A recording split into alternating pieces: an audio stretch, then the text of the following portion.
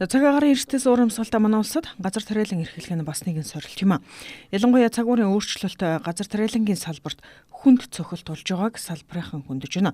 Ерөнхийлөгчийн санаачилсан хүнсний хувьсгал цагаан алцарыг том хөтөлбөрүүдийг доктортой үргэлжлүүлэхэд газар тариалангийн салбарт татварын хөнгөлөлт дэмжлэг нэн шаардлагатай байгааг газар тариалангийн салбарынхан хэлж байна. Татварын орчин доктортой байх баталгааг засгийн газар гаргаж одоо хөдөө аж ахуй Улаанбаатарын дотоодын зах зээлийг хамгаалах бодлогыг тууштай хэрэгжүүлнэ.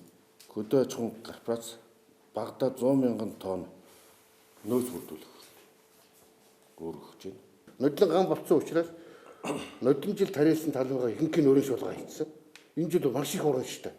Тийм учраас энэ жил бол ерөөсөө онцгой анхаарчих юм бол бид нар ер нь бол одоо яг бид нар бол социализмын үед 600 мянган төгрөг тарьж ийшэл та. Хөрс хамгаалах талаар маш сайн бодлого гаргахгүй л энэ чигтээ яваад байвал энэ хөрс маань ер нь хөрс байхгүй газар тариалан байхгүй л байна. Технологи шинжилж тариалангийнхаа ургацын хэмжээг нэгдүүлмээр байдаг. Технологи маань ерөөсөө шууд техниктэй холбоотой. Тэгэхээр ерөнхий сайдтай цаашдаа энэ хөрөнгө оруулалтын зээлийн бас гаргаж өгөх тал дээр та анхаараач гэж нэгдүгürt хэлэх гэсэн юм. Монголд бол нэг 3000 газарт л одоо бид алим тарьж чадах юм бол жимснийхээ хэрэгцээний нэг 40-с 50% хангах юм болцоо байж байгаа.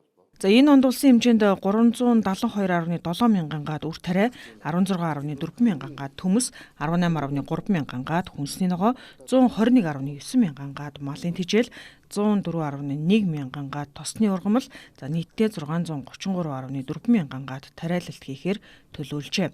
За эдгээрээс 474.8 мянган тонн үр тариа, 180 мянган тонн төмөс, за 273.9 мянган тонн хүнсний ногоо, 287 мянган тонн малын тижэл, 69.1 мянган тонн тосны ургамал хураан авах зорилт төвшүүлжээ.